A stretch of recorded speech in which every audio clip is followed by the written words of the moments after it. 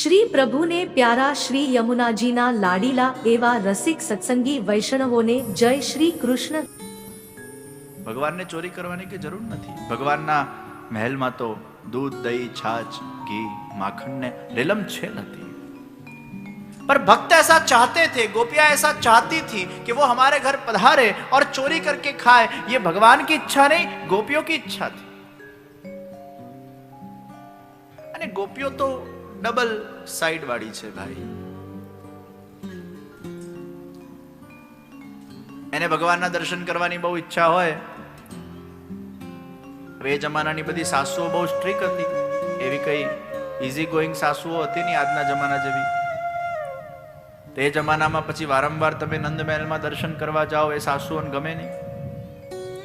એટલે ગોપીઓ શું ટેકનિક વાપરતી, પોતે જ બે ચાર મટકીઓ ફોડી નાખતી। સાસુ બહાર ગયા હોય પછી સાસુ ઘરે આવે એટલે આ બધી ધમાલ જુએ। એટલે ગોપી કે वो नंद के लाल ने ये सब उधम किया है। सासू के आनु उधम बहु वधी गયું છે। गोपी के साची વાત છે, तो क्या किया जाए? सासू के यशोदाने કહેવું તો પડશે, પણ હું મારા સાસુના લેવલથી યશોદાને કહું ને સારું ન લાગે। એ ગોપી તું કે, તું વહુ છે, દીકરી સમાન કહેવાય, અને તું યશોદાને કહી શકે। गोपी मनोमन मुस्कुरावा लगी। अरे सासू मां, मैं यही तो चाहती थी कि मैं नंद महल जाऊं, उल्हाने दूं, भगवान की शिकायत करूं और लाला के दर्शन करूं। ए उल्हानानी आड़मा लालाना दर्शनનું મુખ્ય લક્ષ્ય અને પ્રયોજન હતું। અને આમ પણ સ્ત્રીઓનો સ્વભાવ છે લજ્જાયુક્ત, એ સ્ત્રી કહેવાય। સ્ત્રીઓના મનમાં જે છે ચહેરા પર નથી ને ચહેરા પર જે છે એ મનમાં નથી, એ જ સ્વભાવ એ સ્ત્રીઓનો સ્વભાવ છે। એટલે લજ્જા છે, એ લજ્જાના આવરણ અંતર્ગત એ સ્ત્રી છે। આમ શિકાયત કરતી હોય પણ આમ મનમાં લડ્ડુ ફૂટતા હોય। અહીંયા शिकायत करती जाए, અહીંયા लालाना दर्शन करती जाए। उसका प्रयोजन दर्शन करना है। शिकायत तो खाली एक आड़ थी, एक टेरा है, एक खाली मर्यादा है। યશોદાજીના દ્વાર પર ગોપીઓ પહોંચી લાલાના દર્શન કરવાના લક્ષ્યથી, પણ કંઈક બહાનું જોઈએ, એક્સક્યુઝ જોઈએ, શિકાયતનું એક આડ જોઈએ। એ મૈયા બહાર પધાર્યા। એ બાલકૃષ્ણલાલજી પણ ઉઠીને મૈયાનું પલ્લું પકડીને અડધું પલ્લું આડું રાખીને, એક આંખ દેખાતી નથી, એક જ આંખ દેખાય છે, અને મોટી મોટી આંખોના માધ્યમથી ગોપીઓને દૃષ્ટિ આપી છે। ગોપીઓએ લાલાને જોતી જાય। અહીંયા લાલા એક આંખની દૃષ્ટિથી કહેતા જાય, अरे गोपिया, मैं भी जानता हूं तुम मेरे दर्शन करने आई हो। ये उलान है तो सब खाली एक बहाने हैं। कर लो मेरे दर्शन, तुम्हें सुख मिलता है। અને લાલા મંદ મંદ મુસ્કુરાયા કરે કે જો મારા ભક્તો, એમની બધી ચાલ મને ખબર છે, એમની મનોદશા મને ખબર છે, એમના મનમાં શું ચાલી રહ્યું છે એ મને ખબર છે। મુસ્કુરાતે મુસ્કુરાતે अपने ही उलाने लाला सुन रहे। एक गोपी कहेवा लागी, अरे मैया, કા સમય વાછડાઓને છોડી દે છે, અને એ વાછડાઓ બધું ગાયનું દૂધ પી જાય, પછી અમારા છોકરાઓ કોનું દૂધ પીએ? એક ગોપી બોલી, આ લાલો એટલો ઉધમી છે કે અમારા ઘરે ચોરી કરીને માખણ ખાય છે। યશોદાજીને ગુસ્સો ચડ્યો, કેટલું માખણ ખાઈ ગયો તારા ઘરનું, એ વ્યાજ સાથે પાછું લઈ જજે। अरे मैया, हम ऐसा नहीं कह रहे। अरे हमारे घर जितना वो मक्खन खाए उसमें कोई आपत्ति नहीं है, लेकिन पाछो माकड़ाओने बोलावे छे। ये माकड़ाओ खाए, वांदराओ खाए, ये जीव जंतुओ खाए, सखाओ खाए, आखું घर ચીકણું થઈ જાય। અને અમને તો વાંધો નથી, એ અમારા ઘરે માખણ ખાય, એ અમારો જ બાળક છે। પણ કાલ ઉઠીને એ ચોર તરીકે પ્રગટ થાય, ચોર તરીકે પ્રખ્યાત થાય તો તમારું ખરાબ લાગે। એક ગોપી બોલી, આ એટલો ઉધમી છે પણ એટલો હોશિયાર છે। એકવાર મારા ઘરે આવ્યો, મારા પતિનો જન્મદિવસ હતો અને સત્યનારાયણની કથા રાખેલી, બહુ સારા સારા પકવાનો બનાવેલા, ભગવાનને ભોગ ધરેલા। આવીને ઘરમાં બેસી ગયા પલાથી મારીને અને કહેવા લાગ્યા, कि हमारा भोग लगाओ। तब मैंने उसको कहा अभी भगवान को भोग आए हैं, वो सरेंगे फिर तुम्हें देंगे। वो बोले हम भी भगवान हैं, हम जे से कम थोड़ा है, हमें भोग लगाओ। मैंने पकवानो ना आप्या, गुस्से थईने जतो रह्यो। અડધી રાત્રે કોણ જાણે ક્યારે મારા ઘરમાં પ્રવિષ્ટ થઈ ગયો। મારા પતિદેવે જન્મદિવસના દિવસે ખૂબ પેટ ભરીને ભોજન કરેલું। મારા પતિદેવની આટલી મોટી દાઢી છે, મારો આટલો મોટો ચોટલો છે, એ અડધી રાત્રે કોણ જાણે ક્યારે આવ્યો, દાઢીનું ચોટલા સાથેનું કોલેબોરેશન કરીને ગયો। અડધી રાત્રે મારા પતિને તરસ લાગી, અહીંયા મારો ચોટલો ખેંચાય। मैंने कहा क्या कर रहे हो? पति बोले तुम क्या कर रहे हो, तुम क्या कर रहे हो, तुम क्या कर रहे हो। અમારા બંને વચ્ચે રાત્રે ઝઘડો થયો। મને લાગ્યું એ મારો ચોટલો ખેંચે છે, એમને લાગ્યું હું એમની દાઢી ખેંચું છું। દીપક પ્રગટ થયો તો દાઢીને ચોટલાનું કોલેબોરેશન હતું। એક ગોપી બોલી અરે અમારા ત્યાં આવ્યો, જૂઠું બોલ્યો। ક્યારે ગોપી તારા ત્યાં દીકરીના તે લગ્ન લીધા છે। અમારા નંદ મહેલના અંદર સંતોની જમાત આવી છે, દીકરીના લગ્ન સમીપ આવ્યા છે, તે આટલા બધા નાસ્તાઓ તૈયાર કરેલા છે, તો થોડા સંતોને જમાડ, તો સંતો પ્રસન્ન થાય, તારા દીકરીને આશીર્વાદ આપશે। ગોપી કે મેં વિચાર કર્યો દીકરીના લગ્ન લીધા છે ને સંતો જમે તો કેટલું પુણ્ય મળે, એટલે મેં બધા નાસ્તાઓ પકવાનો એને આપ્યા અને કીધું થોડીક વારમાં જોવા આવું છું કયા સંતો પધાર્યા છે। હું જોવા ગઈ તો અધવચ્ચે ઝાડના નીચે પોતે બેઠેલો અને અસંખ્ય એના સખાઓ સાથે બેઠેલા, બધા મારા નાસ્તાઓ પકવાનો બધા પોતે જમી રહ્યા હતા। મેં પૂછ્યું સંતો ક્યાં છે? એ કે આ બધા કોણ છે? સંતો જ છે ને મારા સખાઓ, અને હું એનો મહામંડલેશ્वर છું। यही संत है और मैं ही महामंडलेश्वर हूं। अरे मैया इसका उद्यम बहुत बढ़ गया है। ये भगवान की शिकायत करती जाए અને ભગવાનના દર્શન કરતી જાય। ભગવાન મંદ મંદ મુસ્કુરાતા મુસ્કુરાતા આ બધી જ શિકાયતોને સાંભળતા જાય। એક પદ્માવતી કરીને પ્રભાવતી, એને જિમ્મો ઉઠાવ્યો કે હું આને રંગે હાથ પકડીને લાવીશ। લાલાને આમંત્રણ આપ્યું આવજે કાલે મારા ત્યાં જમવા, અને તું જ્યારે માખણ ખાશે હું તને રંગે હાથ પકડીશ। બીજા દિવસે લાલા સખા મંડળી સાથે પધાર્યા। પહેલા બધા સખાઓને જમાડ્યા, માકડાઓને જમાડ્યા। પ્રભાવતી વિચાર કરે આ મુખ્ય જમે તો એને પકડું। થોડીક વારમાં લાલા પોતે માખણ ખાવા લાગ્યા અને મોડા પર ને ચારે બાજુ માખણ ઓતપ્રોત થયેલું છે। અને એ જ વખતે જેમ વીજળીનો ચમકારો થાય એમ પ્રભાવતી પ્રગટ થઈ લાલાનો હાથ ઝાલ્યો। आज तो रंगे हाथ पकड़ा, चल मैया के पास। अरे प्रभावती सॉरी सॉरी, अरे आ वक्त छोड़ी दे, अरे छोड़ी दे, अरे छोड़ी दे। प्रभावती के ना हवे तने रंगे हाथ पकड़्यो छे। अब मैं कहूंगी मैया को। ये प्रभावती लई जाए छे लालानो हाथ पकड़ीने। प्रभावतीनो छोकरो पण लाला साथे चाले छे। सामेथी नंदरायजी आवता होय छे। प्रभावतीए થોડુંક પોતાનું ઘૂંઘટ હજી નીચું કરવા માટે 1 સેકન્ડ માટે લાલાનો હાથ છોડ્યો, અને જે બાજુમાં પ્રભાવતીનો છોકરો ચાલતો તો લાલાએ એનો હાથ પ્રભાવતીને છમાયો। એ પોતાના છોકરાનો હાથ પકડીને મૈયાના દ્વાર પર પહોંચી। अरे मैया देख, ये तेरा कन्हैया, इसको मैं आज रंगे हाथ पकड़ के लाई। यशोदाजी जोर जोरथी हसवा लाग्या। अरे प्रभावती तू जो तो खरो घूंघट ऊंचो करीने, आ तो तारो चिलकू छे, आ मारो कानो नथी। प्रभावती ने देखा ये तो मेरा ही लड़का है, और लाला तो भग गए थे और कहने लगे मैया से, मैया मैं तुझे नहीं कहूं, आना छोकराओ धमाल मस्ती करे छे અને નામ બધા મારું આપી દે છે। પ્રભાવતી લાખ પ્રયત્ન કર્યા પણ એ લાલાને રંગે હાથ પકડી ના શકી। तो भगवान जो भी लीला करते हैं वो केवल मात्र अपने निज भक्तों के उद्धार और कल्याण करने के लिए करते हैं। भगवान माखण चोर छे पण ए गोपीओ ज इच्छती थी कि प्रभु अमारा घरे पधारे અને આ માખણની ચોરી કરે। यही तो भगवान का लक्ष्य था कि जन जन के चित्त का निरोध मेरे स्वरूप गुण और लीला के अंदर हो।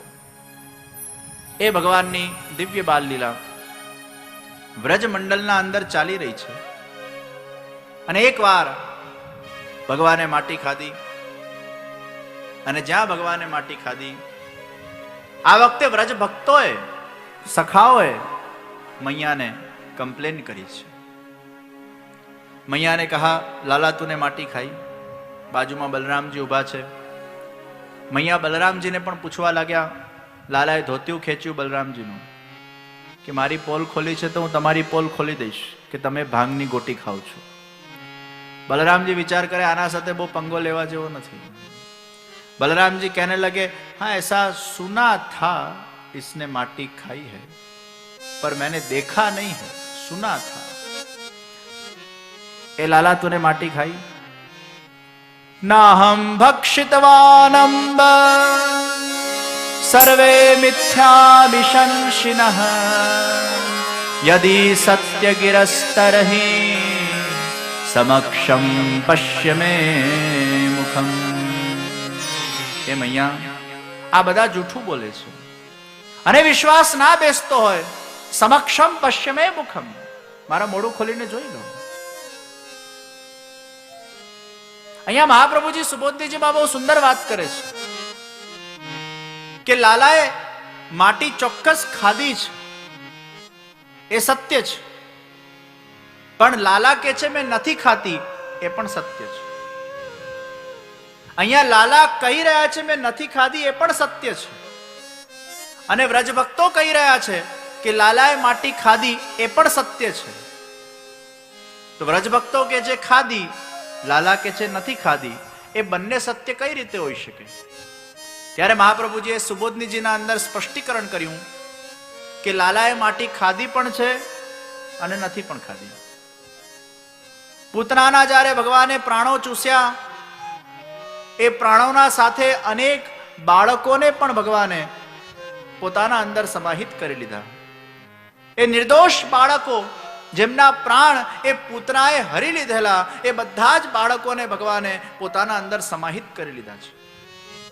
ए बाळको भगवान ने कही रह्या छे प्रभु अरे मेरे दूसरे सखाओं के भांति हमारा ये सौभाग्य नहीं था कि हम आपके साथ खेल सके, वो ब्रज रज के अंदर आलोट सके जहां आपके दिव्य चरणारविंद वो रज को प्राप्त हुए हैं। एकाध बार हमें आपके चरण की स्पर्श की हुई व्रज की रज जरा हमें आप खिलाइए ताकि हमारा उद्धार हो। ए बाळको जेम भगवान ने पुकारी पुकारी ने कहता होय अने भगवान कहे छे ठीक छे बाळको तमने आ मारा चरणारविंदनी प्रसादी रज हूँ लेवडावुं छुं, पण ए लेवडावा माटे भगवाननुं ज मुख छे। भगवाने माटी खाधी छे पण पोते नथी खाधी, पण ए निर्दोष बाळकोने ए व्रजरज प्रदान करवा माटे भगवाने माटी खाधी। एटले महाप्रभुजी के छे कि व्रजभक्तो के छे पण साचुं छे अने भगवान के छे पण साचुं छे। भगवान के छे मैं माटी नथी खाधी पण मनमा के छे ए बाळकोने माटी खवडावेली छे, एटले भगवान के छे ए पण सत्य छे। भगवान के छे मैं नथी खाती ए भगवान पूर्ण पुरुषोत्तम छे, ए भगवान जूठું कई रीते बोली शके? अने भगवानना वाक्य ए वेद वाक्य बनी जाए, भगवानना वाक्य ए प्रमाण वाक्य बनी जाए, ए भगवान क्यारे पण जूठું न बोली शके, मिथ्या न बोली शके।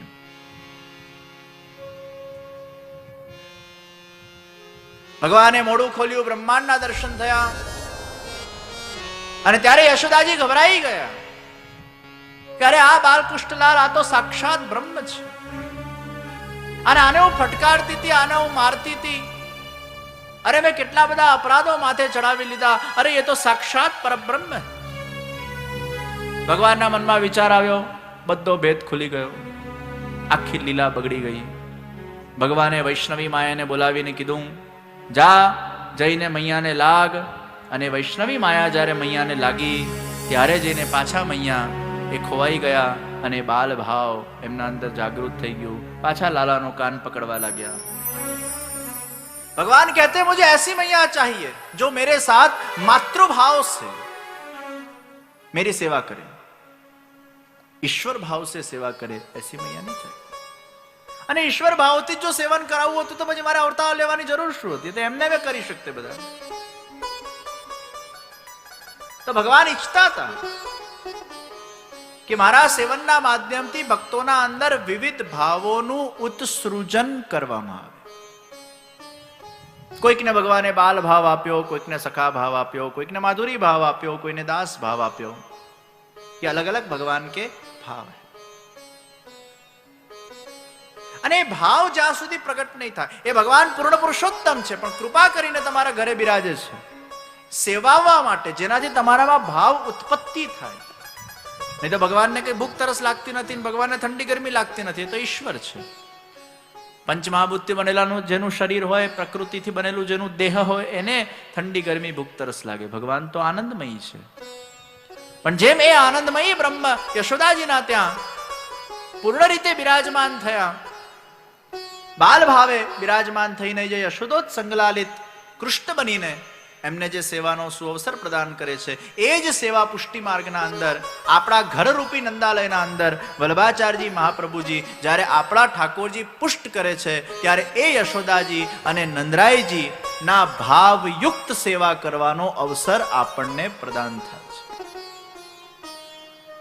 મને એક જણાએ પૂછ્યું કે પુષ્ટિ માર્ગમાં ઠાકોરજીને પુષ્ટ ન કરીએ અને સેવા કરીએ તો ચાલે કે ન ચાલે? અને પુષ્ટ કરીને સેવા કરીએ એમાં શું ફરક? અને અપુષ્ટ સેવા એમાં શું ફરક? તો પુષ્ટ અને અપુષ્ટ સેવા એમાં ફરક શું? તો પુષ્ટાઉ કોણે કહેવાય? કોઈ બરણી હોય અને બરણીમાં તમે મિશ્રી ભરો, એનો અર્થ છે પ્રાણ પ્રતિષ્ઠા. એટલે મર્યાદા માર્ગીય મંદિરના અંદર આપણે પ્રાણ પ્રતિષ્ઠા કરીએ છીએ. ભગવાનની મૂર્તિ હોય એમાં ભગવાનના પ્રાણ મૂકવામાં આવે, પછી એમાં ભગવાન પધારે અને પછી જ એ મૂર્તિનું અર્ચન, પૂજન, વંદન ઇત્યાદિ થાય. અને જો મૂર્તિ તૂટી જાય, એટલે બરણી તૂટી જાય, તો મિશ્રી એમાંથી વેરાઈ જાય. એમ મર્યાદા માર્ગના અંદર અગર ભગવાનની મૂર્તિ ખંડિત થઈ જાય તો પછી એ ખંડિત મૂર્તિની સેવા થતી નથી. એમને પછી આપણે નદીમાં કે સાગરમાં પધરાવી દઈએ છીએ, કારણ કે એમાંથી પ્રાણ જતા રહે છે. તો બરણીમાં મિશ્રી ભરવી એ પ્રાણ પ્રતિષ્ઠા છે, પણ બરણીને જ મિશ્રી રૂપ બનાવી દેવી એ સ્વરૂપ આવિર્ભાવ છે. બરણીમાં મિશ્રી નથી ભરાતી, એ બરણી જ મિશ્રી બની જાય છે.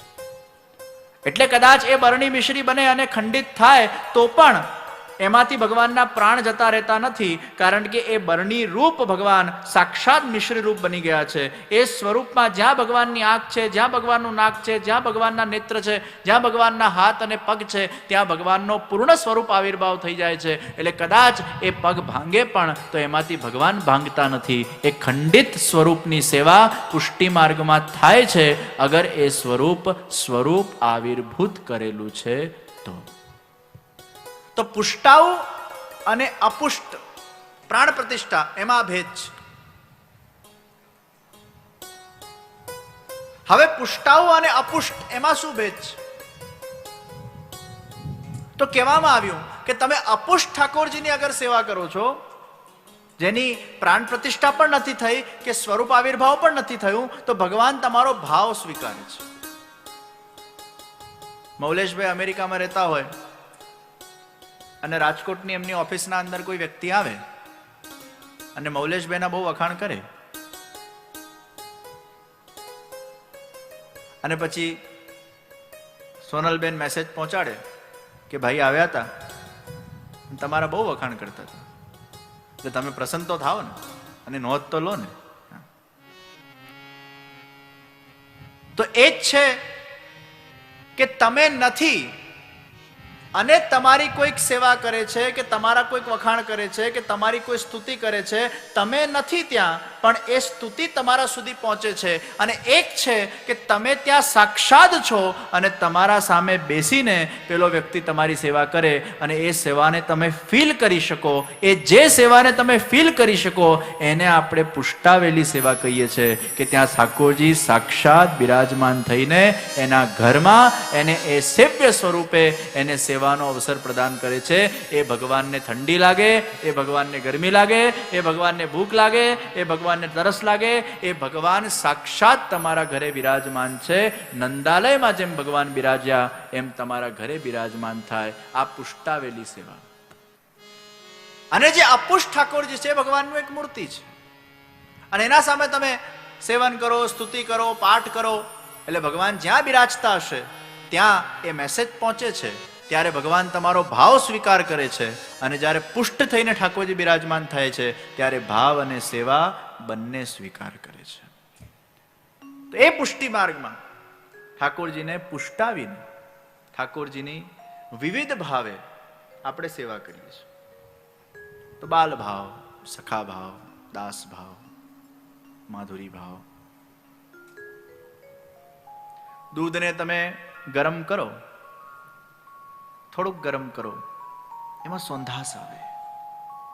જેમ જેમ દૂધ ઉકળતું જાય એમ દૂધમાં સોંધાસ આવતી જાય. તો એ સોંધાસ છે એ વાત્સલ્ય ભાવ છે. કે ભગવાનમાં જ્યારે તમને વાત્સલ્ય ભાવ પ્રગટ થાય છે ત્યારે દૂધના ઉકળવાથી જે એના અંદર એક સોંધાસ આવે છે, એમાં પાણીના અંશ ધીરે ધીરે બળતા જાય છે અને એ તમારો બાલ ભાવ, વાત્સલ્ય ભાવ એ સોંધાસ વાળો તૈયાર થાય છે. પછી હજી દૂધ ઉકાળો, હજી દૂધ ઉકાળો, હજી દૂધ ઉકાળો, એમાં સખા ભાવ પ્રગટ થાય છે. હજી વધારે ઉકળેલું દૂધ એ સખા ભાવ છે. અને એ સખા ભાવ જ્યારે હજી ઉકળતું જાય, હજી ઉકળતું જાય, હજી ઉકળતું જાય, ત્યારે એમાં માધુરી ભાવ પ્રગટ થાય છે. અને માધુરી ભાવ એટલે બાસુંદી છે. તો એ દૂધની જે બાસુંદી, એ દૂધનું જે શ્રેષ્ઠ સ્વરૂપ છે એ માધુરી ભાવ છે. તો વાત્સલ્ય ભાવ, સખા ભાવ અને માધુરી ભાવ, એ માધુરી ભાવ એ ભક્તિનું પરમ ફલ છે. કે જ્યારે ભગવાન એ સાક્ષાત એના અલૌકિક પતિ સ્વરૂપે એને સંપૂર્ણ રસનું દાન કરે છે, એને ભગવાન બધા જ પ્રકારના અલૌકિક ફળ પ્રદાન કરે છે. એ ભગવાનનો માધુરી ભાવ છે, જે બહુ જ સિલેક્ટેડ અંતરંગ જીવોને ભગવાન પ્રદાન કરે છે. એ બધાના અંદર માધુરી ભાવ પ્રગટ થતો નથી. બધાના અંદર વાત્સલ્ય ભાવ પણ પ્રગટ નથી થતો. બધાના અંદર પહેલા તો સાક્ષાત ભાવ પણ પ્રગટ થતો નથી. પહેલા સાક્ષાત ભાવ, પોતાના ઘરે બિરાજમાન ઠાકોરજીમાં સાક્ષાત ભાવ, આ ઘરે સાક્ષાત બિરાજે છે. એકવાર એક બેન ઠાકોરજીની સેવા કરતા તો કઈક ભૂલથી જારીજી ભરવાનું ભૂલી ગયા હશે. તો અડધી રાત્રે ઠાકોરજીએ સપનામાં એને લાત મારી કે મારી જારી ભર. અને ખરેખર જ્યારે જોવા ગયા સેવા કક્ષના અંદર તો જારી ખાલી હતી. ભગવાને સ્વપ્નના માધ્યમથી એને અનુભૂતિ કરાવી. तो पहला साक्षात भाव, मेरे घर पे जो ठाकुर जी है वो कोई पत्थर नहीं है, वो कोई कागज नहीं है, એ પિત્તળ નથી, આ સાક્ષાત પરબ્રહ્મ એ મારા ઘરે બિરાજે છે અને એ મારા સ્વામી છે અને હું એમનો દાસ છું. આ ભાવ પ્રગટ કરવો પડશે. ભાવ વગર બીજો સ્ટેપ જ નથી. જો સાક્ષાત ભાવ જ નથી તો એ ખાલી પથ્થર છે, એ કાગળ છે, એ પિત્તળ છે. फिर तो पत्थर को नहलाने जैसा हुआ, पर वो पत्थर में पूर्ण पुरुषोत्तम विराजते हैं, वो साक्षात है.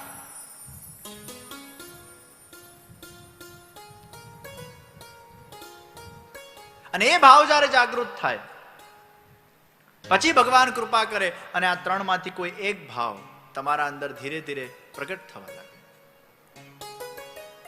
તો જ્યારે તમે ઠાકોરજીની સેવા કરો, તમે જે સ્વરૂપની સેવા કરો છો, પહેલા આપણે કૃષ્ણના ભાગલા પાડતા બંધ કરી નાખીએ. મારા ઘરના ઠાકોરજી અલગ, હવેલીમાં બિરાજતા ઠાકોરજી અલગ, નાદદ્વારામાં બિરાજતા ઠાકોરજી અલગ. આપણે ભાગલા પાડીએ છીએ.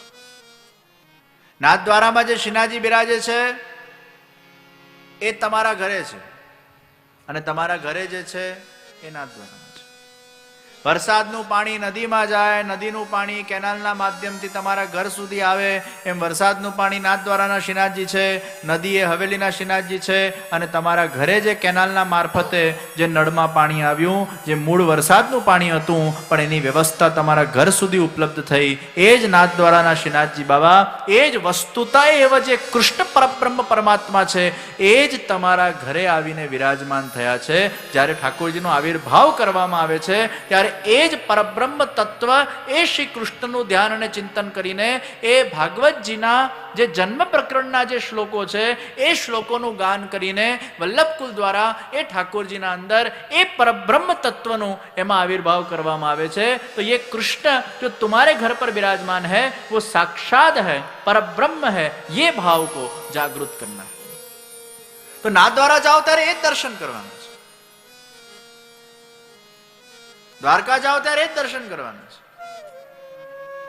હવેલીમાં જાઓ ત્યારે એ જ દર્શન કરવા. એમાં ભેદ વૃત્તિ નથી રાખવાની કે આ અલગ અને મારા ઘરનો અલગ. એ જ મુખડું તમારા સામે આવવું જોઈએ. એ તમારા ઘરના ઠાકોરજીનું જે મુખારવિંદ છે એ જ મુખારવિંદને મનમાં સમાહિત કરીને એ ઠાકોરજીના દર્શન કરવાના છે. તમને બધે એ જ દેખાવો જોઈએ. આ એનું જ રૂપ છે. જ્યારે ભેદ આવશે, અત્યારે હું બાલકૃષ્ણલાલજી બોલું અને બાલ લીલાઓને આપણે શ્રવણ કરતા હોઈએ ત્યારે તમારા મનમાં કોઈ બીજા બાલકૃષ્ણલાલજી, આ અલગ અને મારા ઘરના અલગ, આ ભેદ વૃત્તિ ન જોઈએ. આ જેની હું કથા સાંભળું છું એ મારા જ ઘરમાં બિરાજમાન છે, જેની હું નિત્ય સેવા કરું છું, એ કથાનું હું શ્રવણ કરું છું, જે મારા ઘરમાં બિરાજતા કૃષ્ણ છે. અને એ ભાવ જ્યારે તમારામાં જાગૃત થશે તો એક કથા તમારા ઘરમાં બિરાજતા ઠાકોરજી માટે તમારા ભાવને વધારનારી બનશે. પણ આ ભાગવતના કૃષ્ણ અલગ ને મારા ઘરના અલગ, આ ભેદ પાડશો તો તમારો ભાવ વધશે જ ને. એ કથા તમારા ઘરના ઠાકોરજી માટે તમારો ભાવ વધારનારી બનવી જોઈએ. तो पहले साक्षात भाव, वो श्रद्धा से भगवान प्रकट होते हैं. तो पहला श्रद्धा જોઈએ, સાક્ષાત ભાવ. તમે જ્યારે કોઈ મંદિરના અંદર દર્શન કરવા આવો ત્યારે પણ પહેલા સાક્ષાત ભાવ પ્રગટ કરો. આ પૂર્ણ પુરુષોત્તમ છે. આવું કહેવું પડે પોતાના જાતને. પછી શું કહેવાનું? હું આનો દાસ છું. આ હું સાથે બહુ બધા લેબલ જોડાયેલા છે. હું બોસ છું, હું સ્વામી છું, હું ધનવાન છું, હું પ્રતિષ્ઠાવાન છું, હું સત્તાવાન છું. આ હું સાથે એટલા બધા લેબલ જોડાયેલા છે. આપણે જ્યારે પગરખા કાઢીએ ને ત્યારે સૌથી પહેલા લેબલ કાઢવાના છે. હું દાસ છું, मैं प्रभु का हूं और प्रभु मेरे हैं. ये भाव को दृढ़ करते हुए हमें मंदिर के अंदर जाना है या अपने ठाकुर जी के दर्शन करने. तू मारो અને હું તારો, આજ જ્ઞાન છે ભાઈ. મદન્યતે ન જાનંતી નાહમ તેભ્યો મનાગપી. મદન્યતે ન જાનંતી નાહમ તેભ્યો મનાગપી. તું મારો અને હું તારો, એનાથી વિશેષ મારામાં કઈ જ્ઞાન જ નથી. આ જ જ્ઞાન છે. આ દુનિયાનો સૌથી મોટો જ્ઞાન કયો? તમે કેટલા પણ વિદ્વાન થયા, તમે કેટલી પણ પોથીઓ વાંચી, તમે કેટલી પણ કથાઓ શ્રવણ કરી, પણ આ જ્ઞાન જો તમારામાં પ્રગટ ના થયો કે હું ભગવાનનો છું, ભગવાન મારો છે, તમે શૂન્ય છો. એ ડિગ્રી મેળવ્યા પછી પણ તમે ત્યાંના ત્યાં જ છો. ટ્રેડમિલ પર ખાલી તમે જોગિંગ જ કરી છે ભાઈ, પહોંચ્યા કશે નથી, ખાલી કેલોરીઓ ભાડી છે. ટ્રેડમિલ પર તમે જોગિંગ કરો ને, કેલોરીઓ બળતી જાય, પહોંચો કશે જ નહીં. એમ કથાઓ સાંભળેલી વ્યર્થ છે અગર આ ભાવ જાગૃત ન થાય. તું મારો અને હું તારો. એક સંત અને એક નાવિક જતા હોય છે નાવમાં. એટલે સંતે પેલા નાવિકને કીધું, તને સંસ્કૃતનું જ્ઞાન ખરું? નાવિક કે ના. તને અંગ્રેજીનું જ્ઞાન ખરું? નાવિક કે ના. તને શાસ્ત્રોનું જ્ઞાન ખરું? નાવિક કે ના. અને બોટ મધ્યમાં આવી, બોટમાં કાણું પડ્યું, પાણી ભરાવા લાગ્યું. નાવિકે કીધું, તમને તરવાનું જ્ઞાન ખરું? સંત કે ના. તો તમારું જીવન વ્યર્થ, કારણ કે હવે આ નાવ ડૂબવાની છે. તમે કેટલાય શાસ્ત્રોનું જ્ઞાન મેળવ્યું, કેટલાય સાહિત્યનું જ્ઞાન મેળવ્યું, કેટલીય ભાષાનું જ્ઞાન મેળવ્યું, પણ હવે આ નાવ ડૂબવાની છે. જો તરતા ના આવડતું હોય તો તમારી આ જ ક્ષણ સમાપ્ત થઈ જવાની છે. કારણ કે હું તો ચાલ્યો, મને તરતા આવડે છે, અને તમે ડૂબવાના છો ભાઈ. એમ જીવનના અંદર કેટલા પણ શાસ્ત્રો વાંચ્યા હોય, કથાઓ તમે શ્રવણ કરેલી હોય, પણ આ જ્ઞાન પ્રગટ ના થયું હોય કે હું ભગવાનનો ને ભગવાન મારો. એટલે જ કહેવામાં આવ્યું, 2.5 અક્ષર પ્રેમ કા પઢે સો પંડિત હો.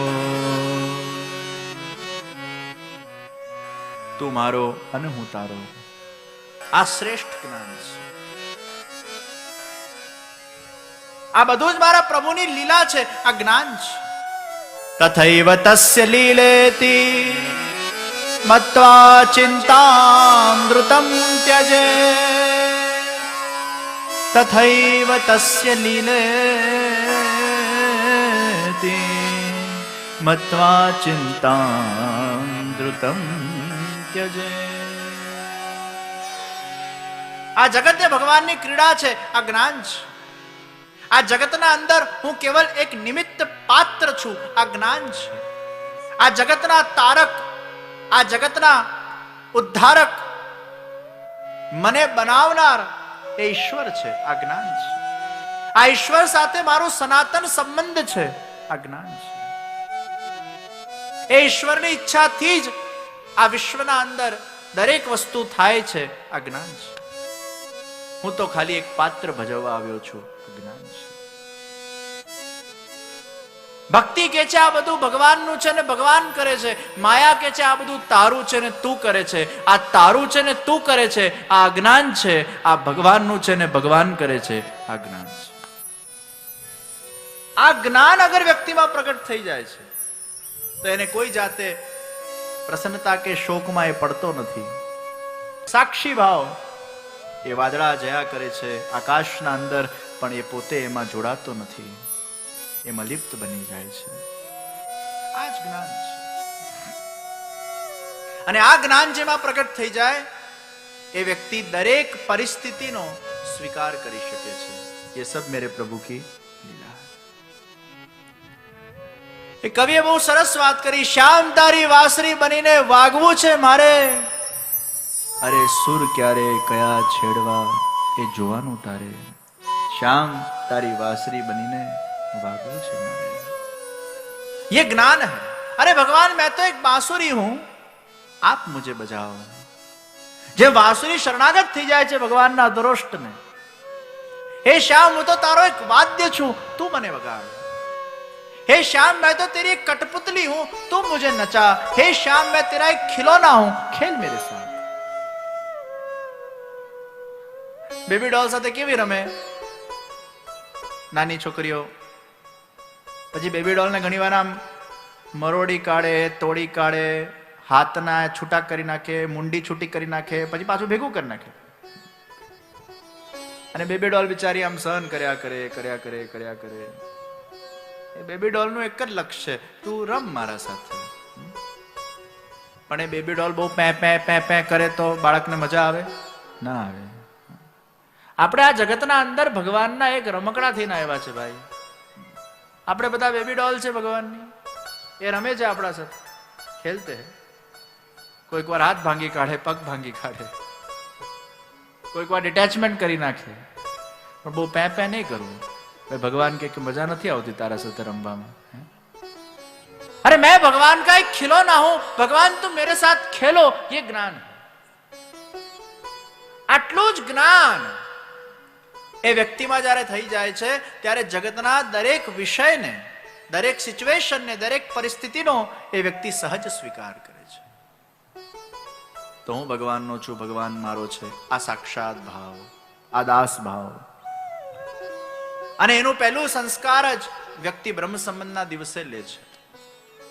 એ તુલસી પત્ર હાથમાં લઈને ભગવાનના સામે કંઠી પહેરીને, સહસ્ત્ર વર્ષોથી એ ભગવાન તમારાથી હું વિખૂટો પડેલો છું, તમને મેળવવા કે મળવા માટે જે મારા અંદર તાપક ક્લેશ હોવું જોઈએ હજી સુધી પ્રગટ થયું નથી. હું મારું દેહ, ઇન્દ્રિય, પુત્ર, પરિવાર આદિ સાથે આપના શ્રી ચરણારવિંદોમાં હું સમર્પિત થઉં છું. એ કૃષ્ણ હું તમારો છું. શ્રી કૃષ્ણ શરણમ. આ બ્રહ્મ સંબંધ છે. એટલે બ્રહ્મ સંબંધ એ સિદ્ધિ નથી, પણ સિદ્ધિ સુધી પહોંચવાનું પ્રથમ ચરણ છે. કોલેજમાં એડમિશન લઈએ તો ડિગ્રી નથી મળવાની એ જ દિવસે, પણ ડિગ્રી મેળવવા માટે એડમિશન છે. એમ પુષ્ટિ ભક્તિ માર્ગના અંદર ભગવાનના ગોલોકધામ સુધી પહોંચવા માટેનું જે પહેલું ચરણ છે એનું નામ બ્રહ્મ સંબંધ છે. કે એમાં એ સંસ્કાર જાગૃત થાય છે. જે ભગવાનથી વિખૂટો પડીને એ ભગવાનને ભૂલી ગયો છે, ભગવાનના સંબંધને ભૂલી ગયો છે, તો એ બ્રહ્મ સંબંધના માધ્યમથી એ ભક્તિ આશ્રમની શરૂઆત થાય છે. જેમ શરીરના શરીર સાથે લગ્ન થાય ત્યારે ગૃહસ્થ આશ્રમની શરૂઆત થાય, એમ આત્માના પરમાત્મા સાથે બ્રહ્મ સંબંધ રૂપી લગ્ન થાય ત્યારે ભક્તિ આશ્રમની શરૂઆત થાય. શરીરના શરીર સાથે લગ્ન થાય ત્યારે મંગલસૂત્ર પહેરાય, આત્માના પરમાત્મા સાથે લગ્ન થાય ત્યારે કંઠી પહેરાય. એ જ્ઞાન શક્તિ અને ક્રિયા શક્તિના મધ્યમાં ગળામાં આપણે કંઠી પહેરીએ છીએ. એટલે જ્ઞાન શક્તિ અને ક્રિયા શક્તિને જે ભેગું કરે એને ગળું કહેવાય. એટલે ગળા કાપવાની વાત કરીએ છીએ. એ ગળું કાપો એટલે જ્ઞાન શક્તિ અને ક્રિયા શક્તિનું ડિટેચમેન્ટ થાય, એ છૂટું પડ્યું એકબીજા સાથે. અને એ ઇન્ટરસેક્શનમાં જ્યારે તમે કંઠી પહેરો છો, અને મહાપ્રભુજીએ બહુ સુંદર એનું અર્થઘટન કર્યું કે જે કંઠી પહેરીને સ્નાન કરે છે એને પ્રયાગ તીર્થનું ફળ મળે છે. એ જ્યારે સાધારણ જળથી સ્નાન કરતો હોય અને કંઠી પહેરીને પછી જે જળથી સ્નાન કરે છે એ જળ પવિત્ર બની જાય છે. There is a difference between શુદ્ધતા એન્ડ પવિત્રતા. તમે હાઇજીનિકલી ક્લીન થયા એને શુદ્ધતા કહેવાય, અને તમે પાપ રહિત થયા એને પવિત્રતા કહેવાય. આપણે ઠાકોરજીની સેવા કરવા જઈએ ત્યારે શુદ્ધ પણ હોવા જોઈએ અને પાપ રહિત પણ હોવા જોઈએ. એ કંઠી પહેરીને જે વ્યક્તિ સ્નાન કરે છે એ તત્પૂરતું પાપ રહિત બને છે. પૂર્ણ પાપનો એમાં નિવૃત્તિ થતી નથી, પણ સેવા કરતા સુધી એ સમય પૂરતો એ પાપ રહિત બની જાય છે. તો શુદ્ધ અને પવિત્ર એટલે કંઠીને આપણે ધારણ કરીએ છીએ. બ્રહ્મ સંબંધ લીધા પછી એ સેવકનો યુનિફોર્મ છે, કંઠીને પહેરવું. તો બ્રહ્મ સંબંધ લીધા પછી તુલસીની 2 માળા આપણે પહેરીએ છીએ. એક નામ દીક્ષાની, બીજું બ્રહ્મ સંબંધ દીક્ષાની. એક રાધાજીના ભાવથી, બીજું કૃષ્ણના ભાવથી. એક ગુરુના ભાવથી, બીજું ગોવિંદના ભાવથી. એમ 2 કંઠીને આપણે ધારણ કરીએ અને કંઠી અંત સમય સુધી એના ગળામાં રહે. અને જ્યારે એ સદગત આત્મા ભગવાનના ગોલોક ધામમાં જાય પછી એના પાછળ માલા પેરામણી કરવામાં આવે, એમાં કંઠીની પેરામણી થાય છે. કંઠી એને પહેરાવવામાં આવે છે.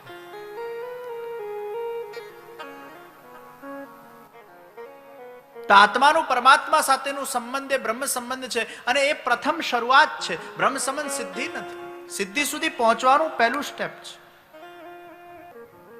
તો ભગવાનના એ વિશેષ દૈવી જીવોને એ બ્રહ્મ સંબંધ લીધા પછી જ્યારે એના સર્વ દોષોનો નાશ થાય છે, જન્મ જન્મના જાણે અજાણે કરેલા જે પણ આપણા દોષ કર્મ છે, પાપ કર્મ છે, એની નિવૃત્તિ બ્રહ્મ સંબંધ લીધા પછી થઈ જતી હોય છે. એટલે આપણે શુદ્ધ બનીએ છીએ. પછી ભગવાનની સેવા કરવાની છે. એ બીજને પલ્લવિત કરવા માટે, જે ભગવત સંબંધ રૂપી બીજ આપણા અંદર છે એને પલ્લવિત કરવા માટે બાલ ભાવ, સખા ભાવ, માધુરી ભાવ, સાક્ષાત ભાવ યુક્ત આપણે ઠાકોરજીની સેવા કરીએ છીએ, જેનાથી એ બીજ પલ્લવિત થાય. અને એ બીજ અગર એ વૃક્ષ થવાની એમાં સંભાવના હશે, ફળ આપવાની સંભાવના હશે, તો એ સર્વાત્મ ભાવ સુધી પહોંચશે અને જનજનમાં પ્રત્યેક કણકણમાં એને ઈશ્વરના દર્શન થાય, એને સર્વાત્મ ભાવ એના અંદર જાગૃત થાય. પણ એ બીજની જે સંભાવના હશે એ કડીરૂપ બીજ કડી સુધી જ પહોંચશે, વૃક્ષરૂપ વૃક્ષ સુધી પહોંચશે અને ફલરૂપ બીજ ફલ સુધી પહોંચશે. એની જે સંભાવના ભગવાને પહેલાથી નિર્ધારિત કરેલી હશે, બ્રહ્મ સંબંધ લીધા પછી એને એ જ ફળની પ્રાપ્તિ થશે. પુરુષાર્થ करना उसका धर्म है, साधन करना उसका धर्म है, सिद्धि प्राप्त करवाना, सफलता प्राप्त करवाना वो ईश्वर के हाथ की बात है. इसलिए पुरुषार्थ करते जाओ, कर्म करते जाओ, फल की इच्छा के बिना वो फल